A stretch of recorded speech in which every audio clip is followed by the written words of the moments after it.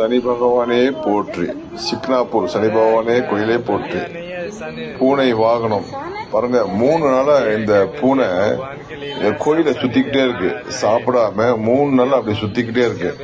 சுத்தி அது என்ன வேண்டுதல், அவங்களுக்குள்ள என்ன ஆற்றல், என்ன வேண்டுதல்னு கடவுளுக்கும், ஏன்னா இவங்க பேசக்கூடிய சக்தி இல்லை இல்லையா, அதனால இறைவனுக்கும் அவங்களுக்கு தான் தெரியும், நமக்கு தெரியாது. நல்ல சித்தர் ஞானிகளுக்கு தெரியும். பாருங்க என்ன வேண்டுதல அவங்க சுத்திக்கிட்டே இருக்காங்க, அவ்வளவு நெருப்பு இருக்கு, சுத்திக்கிட்டே இருக்காங்க. இங்க இடையில பக்தர்கள் ஓடி உட்கார்றாங்க, உட்கார்ந்து தியானம் பண்ணாங்க. அவங்க கண்டுக்கவே மாட்டேன்றாங்க, சுத்திக்கிட்டே இருக்காங்க. பாருங்க, அது இன்னைக்கு சனிக்கிழமை, அதுமா 3வது நாள் இன்றைக்கு ரொம்ப விசேஷமா இருக்கு. அதுவும் கார்த்திகை மாசம். அதுவும் பாருங்க, இன்னும் 2-3 பேர் உட்கார்றாங்க. அவங்க பாட்டு கண்டுக்காத அவங்க பாட்டு சுத்திக்கிட்டே இருக்காங்க, அந்த கோயிலை தரிசனம் பண்ணிட்டு இருக்காங்க.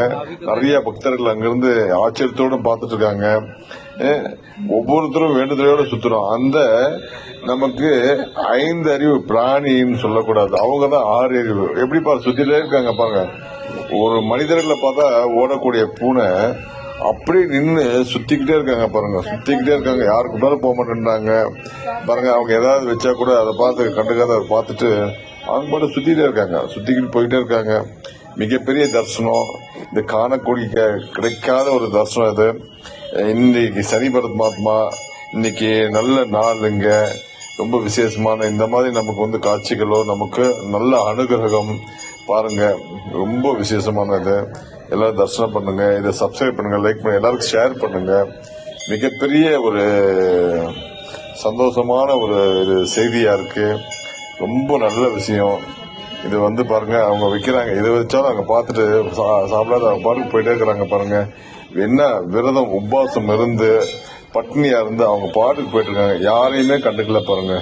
இதுதான் மிகப்பெரிய ஒரு ஆற்றல். இந்த தெய்வம் இருக்கு அப்படின்றது எல்லாம் மனப்பூர்வமா தெரிஞ்சுங்க. அதனால நம்ம எல்லாத்துக்கிட்டையும் அன்பா பழகி எல்லாம் பாருங்க போகணும். ரொம்ப விசேஷமா இருக்கு, கணக்கிடைக்காத காட்சி இது. இதை பார்க்கும் போது நமக்கு தோஷங்கள் எல்லாம் நீங்கிடும்ன்றது ஒரு செயல் தெரியுது. அவங்க அது சுத்தம் போது நமக்கு பாருங்க, அங்க ஜனம் இருந்தா கூட, மக்கள் இருந்தா கூட அவங்கள கண்டுக்காத சுத்துறாங்க. அப்போ என்ன மாதிரியான ஒரு பக்தி இருக்கும் பாருங்க. இந்த பக்திக்கு மிஞ்சி எதுவுமே கிடையாது பாருங்க. இங்க பாருங்க எவ்வளவு பேர் போறாங்க, யார பத்தியும் பொருட்படுத்தாம அவங்க பாருங்க, அங்க எது வச்சாலும் அங்க பார்த்துட்டு அதை எடுக்காம அது பாட்டு போட்டு போயிட்டு இருக்காங்க.